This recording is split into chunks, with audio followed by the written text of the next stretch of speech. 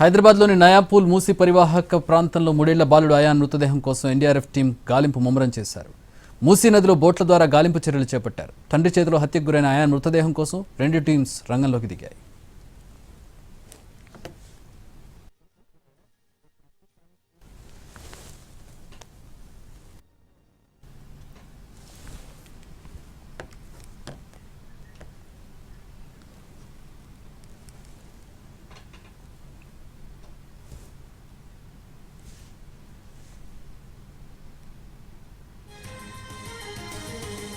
దీనికి సంబంధించి మరిన్ని వివరాలు మా ప్రతినిధి అందిస్తారు. అల్లారుముద్దుగా చూడాల్సిన కొడుకుని కన్న తండ్రి అతికిరతంగా హతమార్చిన ఘటన బండ్లగూడ పోలీస్ స్టేషన్ పరిధిలో చోటు చేసుకుంది. 3 సంవత్సరాల అయాన్, అతనికి గత కొద్ది రోజులుగా అనారోగ్య సమస్యలు ఉన్నాయి. సో అతన్ని నిద్రిస్తున్న సమయంలో అతని నెత్తిపై దిండుతో మోది అక్కడ హతమార్చిన తర్వాత బండ్లగూడ నుండి నేరుగా తండ్రి మహమ్మద్ అక్బర్ అఫ్జల్గంజ్లోని నయాపూల్ వంతెనపైకి వచ్చి మూసీ పరివాహక ప్రాంతంలో డెడ్ బాడీని పడేశాడు. ప్రస్తుతం ఆ డెడ్ బాడీ కోసం అయితే ఇటు డిఆర్ఎఫ్ అలాగే బండ్లగూడ పోలీసులు అయితే తీవ్రంగా శ్రమిస్తూ ఉన్నారు. వాటర్ ఫ్లో నిన్న రాత్రి అధికంగా ఉండడం వల్ల రెస్క్యూ ఆపరేషన్ ఆపి మరొకసారి ఉదయం నుంచి కూడా డిఆర్ఎఫ్ టీమ్స్ అయితే రెస్క్యూ ఆపరేషన్ కొనసాగిస్తున్నారు.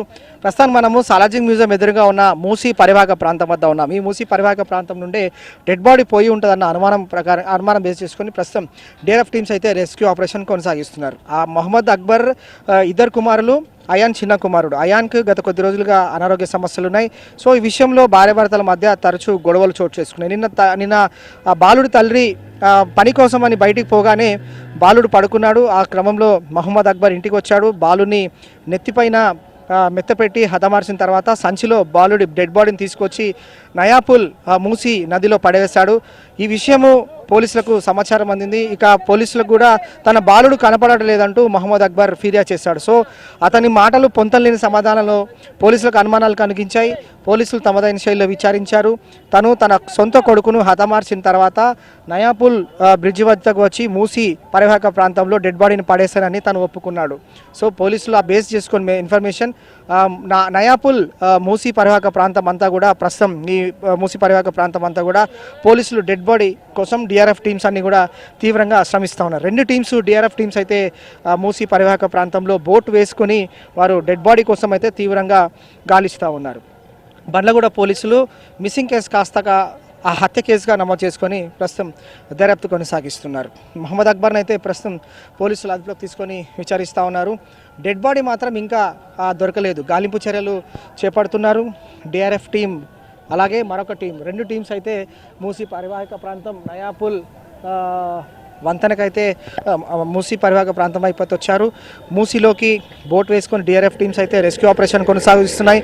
ఒకవేళ ఏ క్షణంలోనైనా బాలుడి డెడ్ బాడీ ఆచూకీ దొరికితే పోస్ట్మార్టం నిమిత్తం ఉస్మానియా మార్చరీకి షిఫ్ట్ చేసిన తర్వాత అక్కడ పంచనామా పూర్తి చేసి ఫార్మాలిటీస్ కంప్లీట్ చేసిన తర్వాత డెడ్ బాడీని కుటుంబ సభ్యులకు అప్పగించే అవకాశం కూడా కనిపిస్తుంది.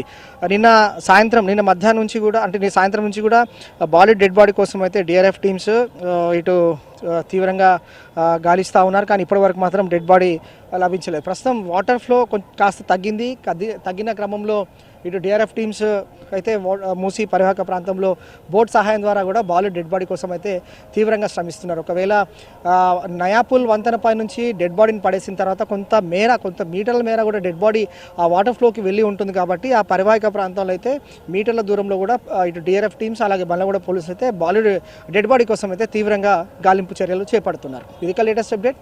To studio.